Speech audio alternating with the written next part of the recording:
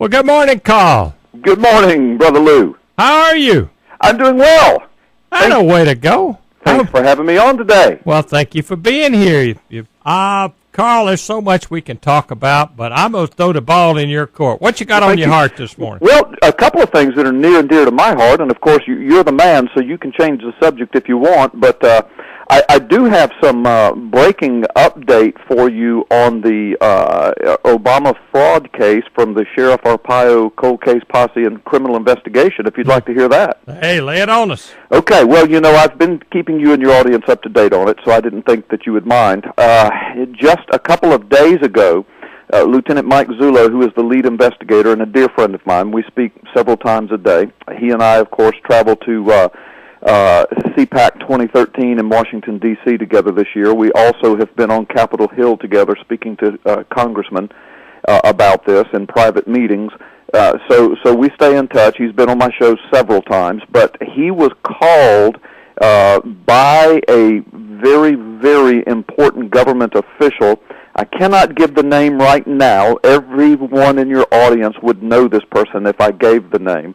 But I will give the name of a congressman who called him as well. But this other government official called him and invited him to Washington to hear the evidence that he and Sheriff Arpaio have. So Mike Zullo was in Washington on Capitol Hill Monday, meeting with this government official who heard the entire case, was overwhelmed by it, blown away by it, and is now going to be meeting with a congressman who has expressed interest in moving this forward to a congressional investigation. Now, that congressman's name is Steve Stockman. Steve Stockman is a Republican out of Texas.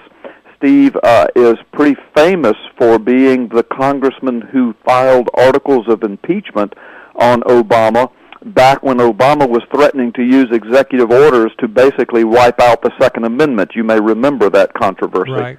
And it was Stockman's articles of impeachment that basically backed Obama into a corner and slowed that whole process down. And matter of fact, that whole process kind of fizzled out and went away.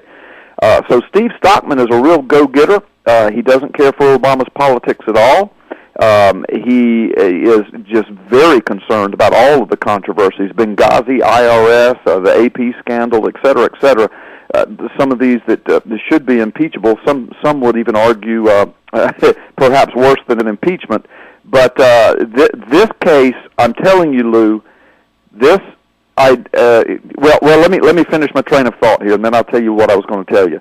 So anyway, he went to Washington. He met with this government official. This government official is now going to be meeting with Steve Stockman. I can't promise your listening audience anything, but it looks like we are closer than ever to finally getting a congressional investigation on this, which is where it needs to be. Mm-hmm. Now, simultaneous with that happening on Monday, believe it or not, and these two were, some would call them coincidental, but I believe I see the hand of God in this. On the same day, the World Tribune published a front-page article proclaiming, and I don't have the title right in front of me. I could look it up in my computer in a second, but let me paraphrase it. I'll be very close. And it says, "Forensic examination proves it. Obama's birth certificate is fake." And then it says, 100% sure, something like that. Mm. This was World Tribune article. It was a lengthy forensic article. They interviewed Mike Zullo in great detail, reported in great detail. As a matter of fact, and this sounds a little self-serving, but it's important for me to say this, they also interviewed me, and that's because I've been so involved in it with Sheriff Arpaio and Mike Zullo, and I'm quoted extensively in there too. But it's a lengthy article. Now, I got an email from the World Tribune yesterday. They said that article is going through the roof in views. They're just blown away by it. It's one of their most popular articles ever. So I'm telling you, Lou, there are millions of people around the United States that are very concerned about this. And for your listeners who have been called birthers and who have been called names and who have been marginalized because they dared to even talk about the possibility that Obama's birth certificate might be fraudulent, they have now been vindicated because Mike Zullo presented his evidence before a group of his peers, hundreds and hundreds of sheriffs and police officers and attorneys and a constitutional attorney and elected officials in St. Charles, Missouri, just a couple of weeks ago at the Constitutional Sheriffs and Peace Officers National Association. It's an annual event. He was invited to speak for 1 hour behind closed doors to credentialed law enforcement and elected officials and attorneys only. And that 1 hour meeting turned into a 4-hour meeting at the request of the attendees, and the place was packed. And not a single one of them, Lou, disputed anything that Mike Zullo showed them. He showed them the entire criminal case. They have gone absolutely berserk over it. They are infuriated that government officials, our elected officials in courts, have done nothing about it. And Sheriff Richard Mack, famous for suing President Clinton and winning in federal court, Sheriff Richard Mack is now on the political warpath. He has been on coast-to-coast radio and television talking about what he saw, and he said that he used to mock birthers, but now he is one, et cetera, et cetera. So the point is, Lou, listen, I don't care where he was born at this point. I mean, that's an important point. That goes to the Constitution. The point now, we've got a criminal case on our hand. There's a federal crime that has been committed in and by and around the White House. For some reason, they posted a completely 100% fraudulent, fabricated, forged document on the White House website. It's still there today, proclaiming this to be Obama's official birth record, and it is an absolute fraud.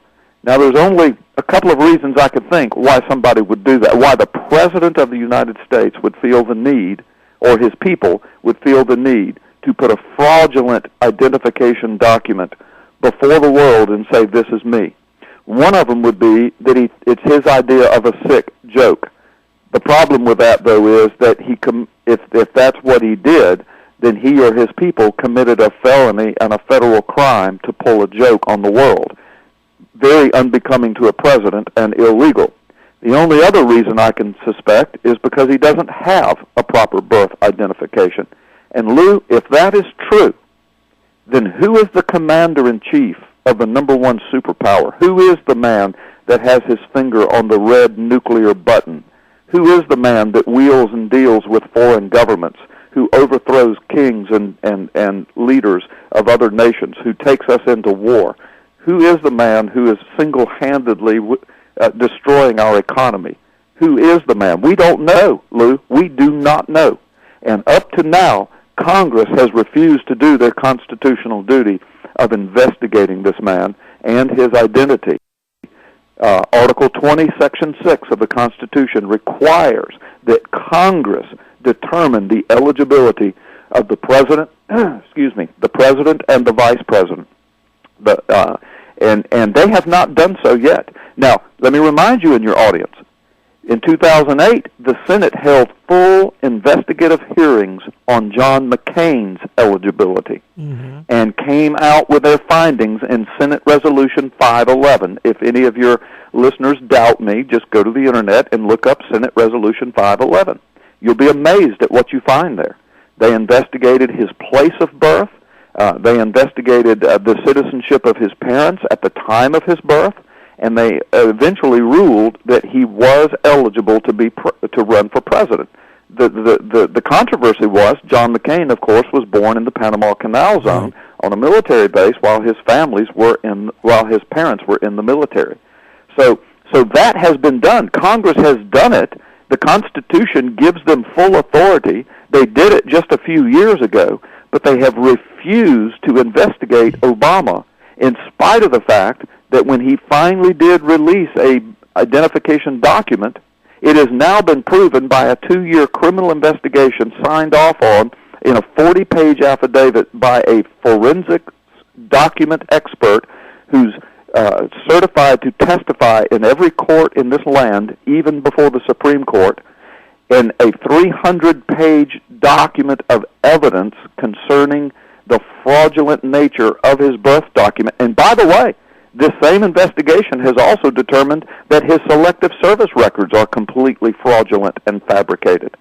So, I mean, this is amazing, Lou. This is probably the crime of the century, perhaps the crime of history of the United States. And congressmen refused. Our local congressman won't even talk about it, Lou. I won't know even talk about it. So, but anyway, as I said, we've got this World Tribune article that came out. We've got Mike Zullo being called to Washington now by congressional members and high-ranking government officials, and it looks like something may be in the works pretty soon. That's what we're praying for. I just want this to be a constitutional republic and not a banana republic, Lou. Our special guest on the Johnson Ford guest line is called Gallups College pastor of Hickory Hammock Baptist Church down in Milton, and as you can tell, very engaged in what's going on in our country. Carl, I have a question from a listener. Is that, as a man of God, why do you feel it's so important for you to be wrapped up with politics? Oh, thank you. Thank you for asking me that, and give my blessings and regards to that listener, please. People ask me that all the time. And there are several reasons. Number one, because I'm a citizen. Number two, because I'm a voter. Number three, because I'm a taxpayer. Number four, because I'm a patriot. Number five, because I love the concept of our founding fathers, a constitutional republic, which gives me the freedom to preach the gospel. Number six, because our nation, the only nation in world history, founded completely upon a Judeo-Christian foundation, and I want to preserve that. And number seven, because in trying to preserve our constitutional republic and rule of law, it gives you and me, Lou, the freedom to do what we're doing right now. Right. To talk freely on the radio about the government, about the president, about what we like and don't like. It gives me the freedom to get in the pulpit every Sunday morning and proclaim that Jesus Christ is Lord, and then take that message to the workplace and the marketplace on Monday. And I don't go to jail for it. I don't have my head cut off. I'm not put in prison. My family isn't rounded up and put in prison. 64 nations of the world, Lou. If I preach what I preach every Sunday here, I would be killed and or my family would be imprisoned. 64 nations of the world. Lou, we are blessed beyond knowledge, beyond measure, beyond anything that people can imagine. If they would just get out and travel the world a little bit, like I have and like you have, I heard you talking about Mexico earlier, they would realize that we have something that must be preserved, and the only way to preserve it is to get involved, to be engaged. The founding of our nation, it happened because pastors, preachers, I know you and your audience have heard of the Black-Robed Regiment, a group of pastors and priests that united themselves together for the cause of freedom. They preached with the Bible in one hand, and a lot of them wore pistols strapped to their side while they did it during the Revolution. If pastors don't stay engaged, if Christians don't stay engaged, know what's going on, use their voice, vote, and get involved, this nation is gone. And when it's gone, and when our ability to worship in freedom is gone, when our ability to speak out like we're doing today is gone, then people will realize what they gave up, but it'll be too late. So I'm getting to be an old man, Lou. You and I both are. So, hold it a minute. You've got a long way to go to catch me, my friend. Well, maybe, but I'm still way past my prime. And so the deal is this. I am fighting for the liberties of my children and grandchildren. And I'm passionate about it. And when I say fighting, I haven't taken up arms against the government. I'm talking about politically and legally and constitutionally. The Declaration of Independence says that there may come a point where we must take up arms against those that are tyrannical over us. But I pray that we never see those days in America. I'm trying desperately to use the political, legal, and constitutional system to preserve our constitutional republic. So that's why I, as a pastor, see, becoming a pastor doesn't mean that you become a wimp. That's right. It doesn't mean that you disengage from society. It doesn't mean that you just sit around in a corner and preach the, quote, love of Jesus. I mean, being a pastor means that you are the salt and the light. You get involved. You stay engaged. You're a change agent. and for good, for righteousness, for the Word of God. So there's my short answer. You want to hear my long answer? Well, we only got about 2.5 minutes, so. Well, our special guest, Carl Gallups, here on our Johnson Ford guest line. Carl's pastor of Hickory Hammock Baptist Church and author of the book, The Magic Man in the Sky, for post radio and TV shows. I'll just throw it back in your court. You've got a couple minutes. What you got on your heart there? Oh, goodness. Well, since we just only have a couple of minutes, I'll just say this. I'm a little distraught and very prayerful over the hypocritical decisions of the Supreme Court regarding marriage and homosexual marriage. I say hypocritical because in the one case on DOMA, Defense of Marriage Act, they basically ruled that the federal government had no right to set standards of who can be married and who can't. And so they based that on the 10th Amendment and the 14th Amendment, or the 10th Amendment. And then they turned right around and threw out the Proposition 8, which was a constitutional amendment in California, which made homosexual marriage illegal. They threw that out and remanded it back to, of all things, a federal court ruling, which took away the people's voice in California to define what marriage is. So on the one hand, they said the federal government has no right to define a marriage, and so they threw out DOMA. On the other hand, they said the federal government is going to tell California that they cannot define marriage like they want to define it. And they they threw out Proposition 8. So it's completely hypocritical. The Supreme Court has an agenda, and I see us going down a very dangerous path, a very dangerous spiritual path, and the radical homosexual movement is hot on the heels of these rulings, and so I'm very prayerful and outspoken on this as well.